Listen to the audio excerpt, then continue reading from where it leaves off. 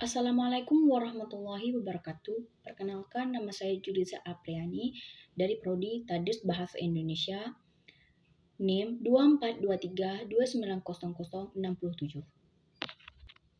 Baiklah, saya akan membacakan soal-soal di atas. 1. Jelaskan perkembangan kurikulum yang ada di Indonesia dari kurikulum yang pertama digunakan hingga kurikulum yang berlaku saat ini. 2. Jelaskan peranan keluarga, masyarakat, pemerintah dalam pendidikan Indonesia. 3. Bagaimana inovasi penyelenggaraan pendidikan di era digital pada saat ini dan berikan contohnya. 4. Bagaimana keberadaan pendidikan agama di sekolah, khususnya dalam mata pelajaran bahasa Indonesia, dijelaskan serta diberi contoh. 1. Kurikulum 1947. Kurikulum ini adalah kurikulum pertama yang diterapkan setelah Indonesia merdeka. Fokus kurikulum ini adalah pembentukan karakter warga negara yang baik. Materi pembelajaran lebih banyak pada aspek kehidupan sehari-hari dan nasionalisme tanpa standar dan struktur. 2. Kurikulum 1952. Kurikulum ini disebut juga sebagai Rencana Pembelajaran Terurai 1952. Kurikulum ini menyempurnakan kurikulum 1947 dengan pembagian mata pelajaran yang lebih terperinci. Materi disesuaikan dengan kebutuhan daerah dan kondisi siswa. 3. Kurikulum 1964. Kurikulum ini adalah kurikulum dirancang untuk menghasilkan manusia yang produktif. Fokus kurikulum ini adalah pada program Pancawardana yang terdiri dari perkembangan moral, kecerdasan, emosional, keterampilan, dan jasmani. Materi pelajaran lebih banyak pada pendidikan yang praktis agar anak-anak siap bekerja setelah tamat sekolah. 4. Kurikulum 1968. Kurikulum ini adalah kurikulum yang mengatakan konsep kurikulum 1964. Fokus pada pembentukan manusia Pancasila sejati, yaitu manusia setia pada Tuhan dan berbudi pekerti luhur. Materi kurikulum ini lebih sederhana dan berfokus pada pengetahuan dasar. 5. Kurikulum 1975. Kurikulum ini adalah lebih terstruktur dengan paduan khusus untuk guru. Kurikulum ini menggunakan pendekatan tujuan instruksional khusus dengan pembelajaran yang diharapkan terarah dan jelas. Kurikulum ini memiliki standar penilaian yang lebih jelas. 6. Kurikulum 1984. Kurikulum ini adalah kurikulum cara belajar siswa aktif. Fokus pada partisipasi aktif siswa dalam proses belajar. 7. Kurikulum 1994. Kurikulum ini adalah perpaduan dari kurikulum 1975 dan 1984. Kurikulum ini dibuat agar lebih sesuai dengan kondisi Indonesia yang majemuk. 8. Kurikulum 2004. Kurikulum ini adalah menekan pada kompetisi siswa yang kemampuannya dalam kehidupan sehari-hari. Kurikulum ini diharapkan agar siswa dapat mengembangkan keterampilan dasar, pengawasan ilmu pengetahuan, dan perilaku yang baik. 9. Kurikulum 2006. Kurikulum ini adalah memberi kebebasan pada sekolah untuk mengembangkan kurikulumnya sendiri, namun tetap merujuk pada standar nasional. Fokus kurikulum ini pada proses pengamalan belajar yang lebih fleksibel dan inovatif. 10. Kurikulum 2013. Kurikulum ini adalah pada pengembangan sikap, pengetahuan, keterampilan secara seimbang.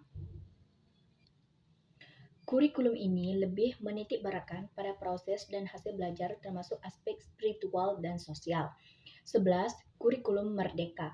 Kurikulum ini diperkenalkan sebagai respon terhadap tantangan pandemi COVID-19 dan kebutuhan pembelajaran yang fleksibel. Kurikulum ini memberikan kebebasan kepada guru dalam merancang proses belajar yang sesuai dengan potensi dan kebutuhan siswa. Kurikulum ini bertujuan mengurangi beban keluarga dan memperbanyak kegiatan belajar yang bermakna, kontekstual, dan mendalam. Baiklah, saya akan menjawab pertanyaan nomor 2. Peran keluarga dalam pendidikan. 1. Memberikan dasar keagamaan. 2. Menjamin kehidupan emosional anak. 3. Menanamkan dasar pendidikan sosial. 4. Menanamkan dasar pendidikan moral. Peran masyarakat dalam pendidikan Indonesia. 1. Pengawasan lembaga pendidikan. 2. Sumber pelaksanaan, penyelenggaraan, pengadaan mutu dan pengguna. 3. Mitra sekolah meningkatkan akses sumber daya keluarga. 4. pendukung pengembangan kepemimpinan. Peranan pemerintah dalam pendidikan Indonesia. 1. Merancang kebijakan. 2. Menyediakan anggaran dan infrastruktur. 3. Memastikan akses pendidikan. 4. Memberikan bantuan. 5. Mengevaluasi pembelajaran. Baiklah, saya akan menjawab pertanyaan nomor 3. 1. Menggunakan teknologi digital seperti media pembelajaran, smartphone, dan aplikasi pendidikan. 2. Menggunakan virtual reality untuk meningkatkan pengalaman belajar. 3. Menggunakan platform pembelajaran berbasis digital seperti Endomo untuk mewujudkan kegiatan belajar mengajar. 4. Melakukan pelatihan guru untuk mengintegrasikan teknologi dalam pembelajaran. 5. Mengembangkan materi pembelajaran yang menarik dan interaktif. 6. Menggunakan pembelajaran berbasis proyek, masalah, atau game. Contoh inovasi penyelenggaraan pendidikan di era digital pada saat ini. 1. Platform Enmodo. 2. Aplikasi telekonferensi. 3. Aplikasi belajar bahasa asing. 4. Jurnal online. 5. Pembelajaran berbasis game. 6. Pembelajaran berbasis data. 7. Kelas terbaik. 8. Kelas campuran. Baiklah, saya akan menjawab pertanyaan nomor 4. Keberadaan pendidikan agama di sekolah, khususnya dalam mata pelajaran bahasa Indonesia, berfungsi untuk memperkenalkan nilai-nilai moral dan spiritual melalui bahasa. Mata pelajaran bahasa Indonesia dapat mengintegrasikan ajaran agama dengan menggunakan teks-teks yang mengandung peran-peran agama, baik dalam bentuk cerita, puisi, atau esai. Contoh dalam pembelajarannya membaca cerpen, guru bisa memilih cerita yang mengajarkan nilai-nilai agama seperti cerita tentang kejujuran atau kepedulian terhadap sesama. Setelah membaca, siswa dapat diajak untuk mendiskusikan peran moral dari cerita tersebut sesuai dengan ajaran agama yang mereka pelajari.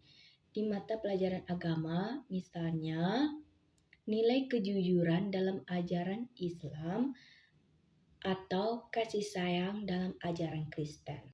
Terima kasih, sekian yang bisa saya sampaikan, dan bila ada kesalahan mohon dimaafkan. Saya siap menerima pertanyaan kecuali menerima kenyataan bahwa kita hanya sebatas teman. Ayo tim-tim makan kepiting, thank you for everything.